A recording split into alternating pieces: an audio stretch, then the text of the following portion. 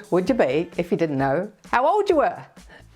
That's one of the sayings from Satchel Paige, baseball legend from the 1940s. He was still pitching in the big league at 59.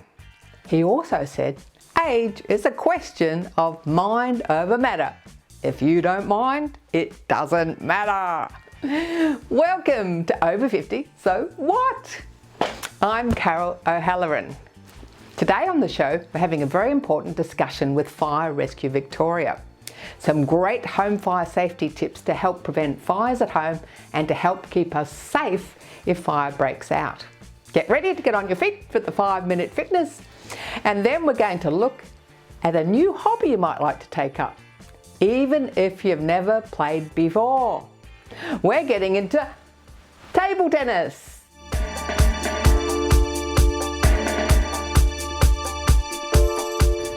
Is your home fire safe, fire ready? Did you know that one of the most common causes of fire in the home is leaving cooking unattended? We're going to learn some fantastic tips for being fire safe at home, and we're speaking with Darren McQuade from Fire Rescue Victoria. Darren, thanks so much for coming on the show today. You're welcome. Thanks, Carol. It's a great opportunity to talk about some important fire safety messages. Yes, we're just having a quick word. You know, a lot of people sort of think, a lot of people die in bushfires, but they're not so really aware of exactly the risk at home. Can you just shed some light on that? Certainly most people in the southeastern part of Australia are aware of bushfires and the significant damage that they cause. Unfortunately, far more people die in house fires than bushfires, and in Victoria it's about 3 times as many people dying in preventable house fires than die in bushfires. So you're mentioning something like over 3,000 a year, is that right? Well, it's over 3,000 house fires per year in Victoria. For fire fatalities and preventable fire fatalities in homes, there's about just over 18 people on average die in house fires. Well, and most of it is preventable. Nearly all of it's preventable. There's simple things that you can, or simple actions you can take that prevent fires, and also if you happen to have a fire, there's some simple actions and messages that keep people safe.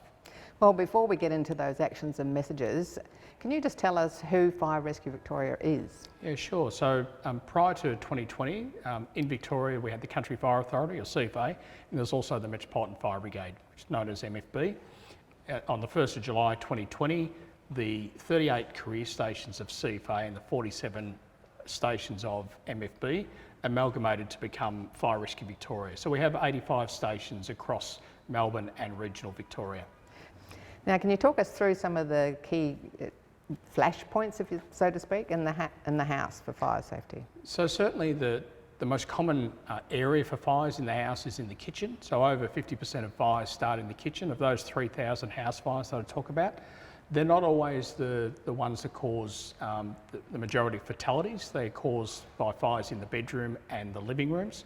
But fires in the kitchen still cause significant damage, and they cause a lot of injuries, particularly burns, people trying to put the fire out. Our simple message for people, if they have a fire in the kitchen, would be to get out and stay out. If they do have a fire extinguisher or a fire blanket and they're competent in using those, then sure, try and use them. But if the fire is getting too big, the safest thing to do is to leave the home, take people out with you, stay out and call 000. So the first thing is don't leave your cooking unattended. That's the most important message in the kitchen, is don't leave your cooking unattended. It happened to my father. He started a fire in his kitchen. So if it can happen to him, it can happen to anyone. Now, if you do get a frying pan that sets on fire, you don't put flour on it or water on it. What are the things you don't do? Now, certainly don't put flour or water. So those things can, or certainly the flour can make the flame bigger. Water can splatter the oil and cause significant burns. The best thing to do is, again, leave the kitchen, take people outside with you, call 000. And again, if you do have a fire extinguisher or a fire blanket and you're competent in their use, you could try those. But if the fire, you'd only try that if the fire's small. If the fire's starting to grow, best thing is to leave the house. You guarantee your safety that way. And you go to the letterbox, is that right? The best thing to do is to have a home fire escape plan, and that's just simply drawing a diagram of your home, showing the exits, both the doors and also the windows as a secondary exit if you can't get out through the door, and have a central meeting point so all the family members meet at the one point. Mostly, commonly, is the letterbox. Now, getting back to the kitchen, if you've got children or grandchildren in the kitchen, what are some safety tips for cooking in the kitchen when you've got children around? Well, the first thing about whether there's children or not is to stay attentive. Make sure you stay in the kitchen. Most fires that start in the kitchen is because people have left the kitchen and they've got distracted. It heats up and it causes a fire. So stay in the kitchen. If for some reason you are distracted, we'd recommend that you take a utensil with you so that you remember that you've still got some cooking back in the kitchen. Priority is don't leave the kitchen though. Pot handles, turn them in if you've got children there, because obviously the children can reach up and grab the pot handle, and you can get some significant burns from scalds with children pulling the pot down on them. And of course, teaching the children and grandchildren some safety tips. Yeah, and look, if they're in your home, make sure that they're familiar with your home escape plan. And I'd recommend that you get them involved in designing it and testing it. Make sure that they practice to get down low under the smoke lane. You can create a bit of a fun environment for them to learn in, and they can draw the home escape plan with your help, and that helps them learn about drawing, but also about the meeting point. And you could also get them to test your smoke alarm. So teach them how to test a smoke alarm, so that's a lifelong lesson that they learn. So as they grow up or go home, make sure their parents are testing their smoke alarm. It's the number one message we have, because most people die in house fires at night when people are asleep, and when people are asleep, you can't smell smoke. And so the smoke detector or the smoke alarm is there to alert you early enough that you and your whole family can escape safely. Now, a lot of people watching the show maybe have hearing aids, or they're looking after elderly relatives, so the hearing's not so good. Can you talk us through what happens if you can't hear the smoke alarm?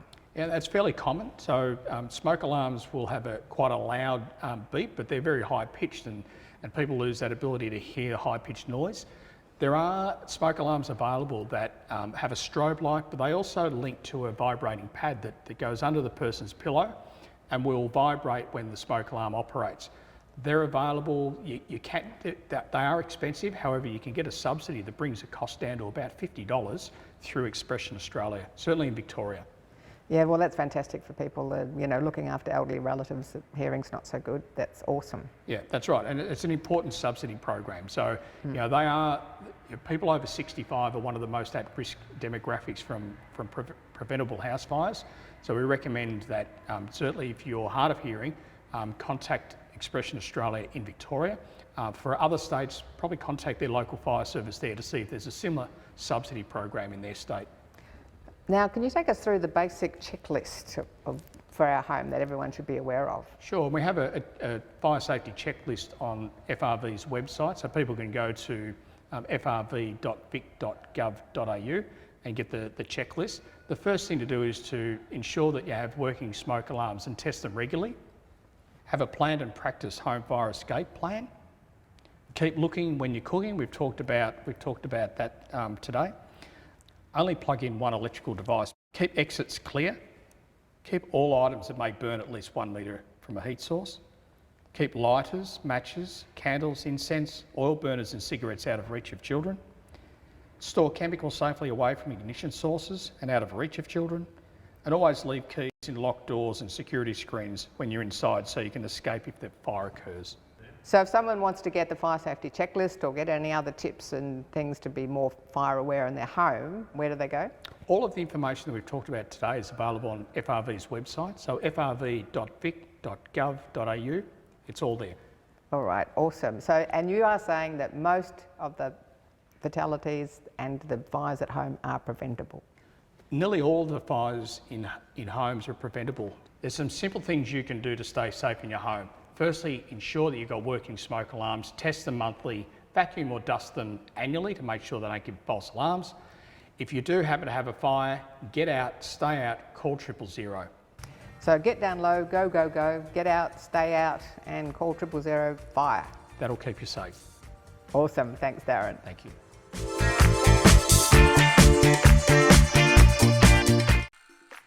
Thanks for watching our TV show.